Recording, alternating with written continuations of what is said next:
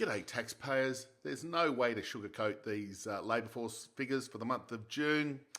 They make for bad reading. Employment only up 2,000 in the month of June. Now that matters because the previous month was minus 1,000. So we've got this unambiguous, undoubted, clear slowing in employment growth, and that's now catching up to the basically 2 years of subdued economic activity that's been around. So the lagging indicator, the labour market lags, the turning point in economic activity is now clearly starting to show up. And I do note also that the hours worked were down 0.9% in the month.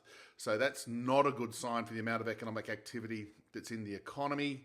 And we also note that the number of people unemployed, that's a really important part of this whole analysis of the labour market, has increased by about 150,000 in the last couple of years. And if we go back even further, it's up about 175,000. I'll just check that number in a moment. But we've got a lot of people who are now in the ranks of the unemployed who, if the unemployment rate had stayed at around that 3.5% level, would have a job. Now, reason, economy weak. Reason, economy weak, interest rates are incredibly tight still. And the RBA now must be regretting their decision to leave rates steady just a couple of weeks ago, because now we have clear evidence that their labour market forecasts are looking shocking. They're wrong, basically, together with their inflation forecasts are too pessimistic, and that is inflation is going to be lower than they're assuming.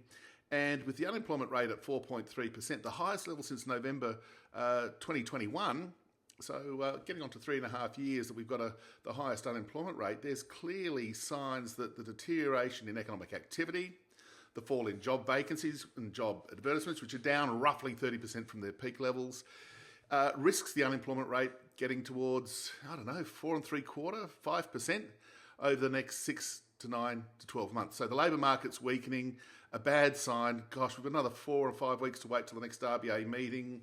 They're dragging their feet. Now, they have to cut. And while I'm a broken record on this, we've got to get rates back to neutral, and that is some 50 to 75 points lower than they are today. The missed opportunity of the RBA to cut 25, at least in July, means that, well, God, I'll stick to it. There's got to be a 50-point rate cut on the table come 12 August, because the labour market, their target of full employment, they're missing it, and they're missing it badly, and for that they should be held account. Bad decision, RBA. We're seeing it with the tens of thousands of people being added to the queues of the unemployed ranks. Bad policy.